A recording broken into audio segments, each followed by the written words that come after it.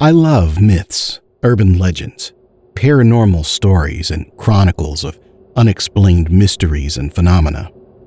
As a kid, I actively sought books and articles on the topic, no matter how vaguely related. 20 years on, I still enjoy delving into the stories of the unknown. The difference being, 20 years ago, I didn't have access to the wonderful World Wide Web. These days, I literally have a world full of myths, legends, and stories at my fingertips, and so I often indulge in long Googling sessions dedicated to absorbing as much information as I can. I'm intrigued by the unknown. It means that there are things yet to be discovered and mysteries to be solved. It was during one of my many mystery binges I came across the story of the Hat Man, a form of shadow person. I stumbled across the legend of the shadow people completely by accident, clicking through random links on Wikipedia. But it was the related article about the Hat Man which piqued my interest greatly. It roused a long, dormant memory from within the depths of my mind. The following is an account of my encounter with what I now believe to be the Hat Man. I don't recall how old I was, around 4 or 5, but it must have been quite late at night. My parents had retired for the night and the house was completely dark. The only source of light was the gentle wash of moonlight filtering through the thin curtains in my room. I was lying on the top bunk of the bunk bed my dad had made for us. The bottom bunk was occupied by my younger sister, who had been sleeping soundly for hours. It was nearly Christmas, and I was laying awake, pondering the complexities of the world, something that has become a bit of a habit over the years. Although it was likely the huge intricacies I was trying to figure out in my mind had something to do with how long it was until Christmas on that particular night. As I was staring at the ceiling, completely emerging in my own thoughts, I suddenly became aware of a feeling spreading through my body. A chill went up the back of my neck, making my hair stand on end. If I had been close to falling asleep, I was wide awake now. I held my breath and laid stone still, straining to hear something which would give me a clue as to what it was that had put me on edge so suddenly. I heard nothing other than my sister's rhythmic, deep breathing from the bed below. When I could hold my breath no longer, I let it go as quietly as I possibly could.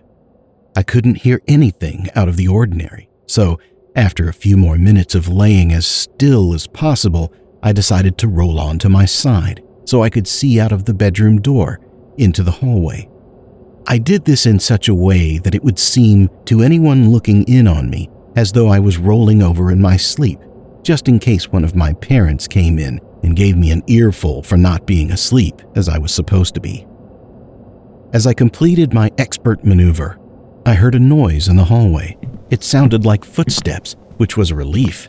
It was just my dad, checking on something in the house. But as the footsteps drew nearer to my bedroom door, a wave of unease washed over me again. My dad was always very careful about being as quiet as possible when walking around after lights out, so as not to wake anyone. Listening to this particular set of footsteps, I wondered if perhaps he was my mom, as the perpetrator seemed to be making no attempts to mask their sounds. I pondered this curiosity as a figure emerged from the hallway and came to a stop in the doorway of my bedroom. Once again, I found myself holding my breath, trying to be as still as possible. The figure stood in the doorway, breathing quite loudly. It was definitely a man, judging by the sound of his breathing. For a few moments, I relaxed, thinking that it was my dad after all.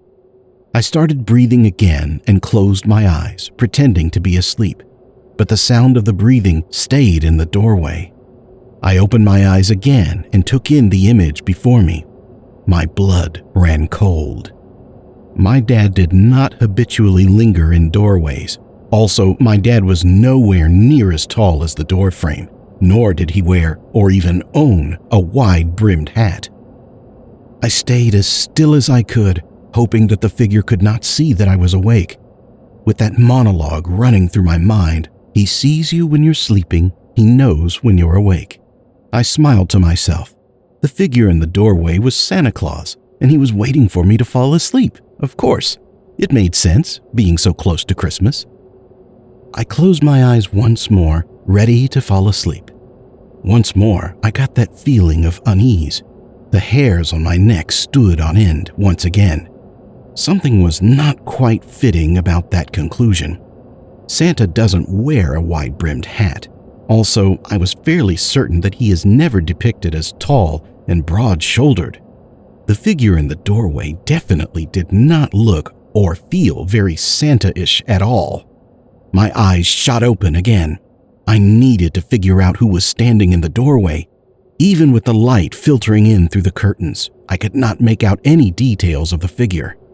My eyes had adjusted fairly well to the darkness by now, and I could make out just about everything around this figure. But whoever was standing in the doorway may as well have been a shadow. The only thing that told me that this was not a shadow was the heavy breathing accompanying the figure. Just as I felt that I could not lay still any longer, the shadowy figure took one last deep breath and receded from the doorway, seeming to melt away into nothingness. By this stage, a lot of kids would probably have cried out for their parents or, at the very least, thrown their covers over their heads. I did neither of those things. Instead, I laid there, pondering my new mystery of the night, Christmas forgotten, until I fell asleep. I remember asking both of my parents the next day whether they'd spent any time looking in on my sister and me the night before.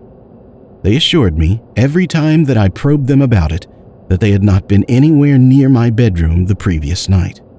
I guess, after a while, I just sort of shrugged it off. It didn't happen again at all. Every now and then, the memory would spring to mind, especially during my nighttime ponderings. However, I thought about it less and less as time went on, and until I saw the picture accompanying the Wikipedia article on the Hat Man, I'd almost forgotten it completely. To this day, I have no idea what it was, whether it was one of my parents sleepwalking, somebody who wasn't meant to be in the house, a supernatural being, or otherwise. But the picture of the Hat Man is almost exactly what I remember in my doorway.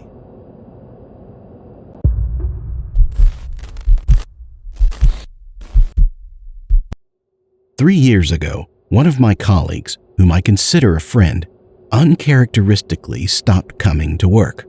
Mr. Paduski was in his 40s and was well respected. Health-wise, he was a runner and in impeccable shape. He had been working toward obtaining his master's degree, so I figured he most likely succeeded in taking a position elsewhere. I just thought it was odd that he didn't tell any of his lunch buddies goodbye or anything. Some of us had known him for 10 years. His empty chair at the lunch table often evoked questions of his disappearance. Hey, did Paduski win the lottery or something? Lucky prick doesn't have to work anymore? Does anyone know if Paduski took another job or something? Did he die? What the hell happened to that dude? Nobody seemed to know anything. They knew what I knew. He never came back to work. I Googled his name and found nothing. No social media presence, no criminal record, no newspaper articles, no obituary, nothing. I literally ran into Mr. Paduski yesterday as I was entering and he was exiting a gas station. As we shook hands, he appeared pleased to see me, but his eyes were dull and teary. Quite frankly, his physical transformation altogether was beyond shocking. He was thin 3 years ago, but had since lost a considerable amount of weight, which aided in accentuating the wrinkled skin that sagged like melted wax from his face and bones. His once groomed and lively brown hair had turned light gray, long and wet. "Hey man, what happened to you?" I inquired with a warm, cheerful smile. Now, Mr. Paduski was a great listener, a sensible man who often gave profound advice on matters, but he was never known to be an elaborate storyteller. However, what he confessed to me outside of this gas station yesterday had every hair on my body flaring. I haven't been able to think about anything else, and usually nothing really affects me. He said, "Brandon, this is going to sound strange, but it's the horrible truth. I just smiled and shrugged, not really knowing what else to do. There was indescribable anguish in his tone, and so much pain poured from his face while conveying the following. On the morning of December 4, 2012, I was taking a shower before work, just like I do every morning. Well, I heard someone pounding on the bathroom door. Brandon, I mean really pounding. I could tell it was my oldest son as he began shouting, "Dad, Dad, let me in." I yelled back to him, "Come on, the door shouldn't be locked." I finished as fast as I could. While rinsing the last of the shampoo from my hair, my son's voice echoed repeatedly through the bathroom, or maybe just my head. I kept hearing, "Dad, Dad, let me in. Dad, Dad, let me in." I dried off and got partially dressed. I went straight for his bedroom, and there he was, my 16-year-old son, nestled gently underneath his cocoon of covers with his eyes closed. I laughed a little as I said, "You know the door wasn't locked. You could have just come right in." He didn't stir. I cleared my throat and made my voice more authoritative. "Wake up, son. It's time to get ready for school." He didn't budge. He remained completely still. I got closer and shook his shoulder. He wasn't breathing at all, and his body was like ice. I sat and stared at my son for several minutes before calling my wife. He died unexpectedly, and honestly, Brandon, I've had a really difficult time dealing with it ever since. Mr. Podusky paused. He used the bottom of his shirt to sop up the streams on his cheeks. I know my own son's voice, and I heard it loud and clear. I heard it not even 2 minutes before entering his bedroom, yet the coroner said that my son had been deceased for several hours.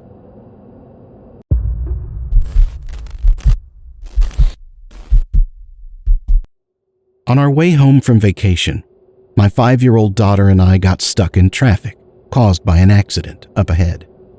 My daughter asked why we had stopped, and I told her someone had wrecked. That's when she responded with, "Remember when that happened to me?" I was confused. She'd never been in a car accident. I laughed, thinking she was playing pretend or something. I asked her what she was talking about. "Don't you remember? We were going to the store and then we hit something, and then the glass cut me, and it hurt so bad and I was so scared at first, I thought I was dying. But Daddy kept saying I would be okay and I knew he wouldn't lie." I just stared at her for a minute, not sure what to say. For one thing, the whole thing was crazy. I had never been in an accident, and neither had my daughter. And the other thing was, she didn't have a daddy. I mean, of course she had a father, but he wasn't part of the picture, never had been. So where was she getting this from? Traffic cleared, and we continued on our way home, and it slipped from my mind. A few weeks later, while on the phone with my mom, I remembered it and told her about it. After a pause, my mom told me when she was just about 3 years old, there had been a car accident and that her older sister, who was 5 at the time, had been killed when a piece of glass from the windshield had somehow slit her throat. It was such a tragedy that for the most part her family tried to pretend it hadn't happened, getting rid of everything that reminded them of her sister and never mentioning it, which is why I never knew about it. My mom said she could barely remember the accident itself, since she was so young. But she said she'd never forget her dad crying as he held her sister in his arms and repeated over and over again, "You'll be okay, you'll be okay, you'll be okay." I felt chills run down my spine as I wondered how my daughter could have possibly known that.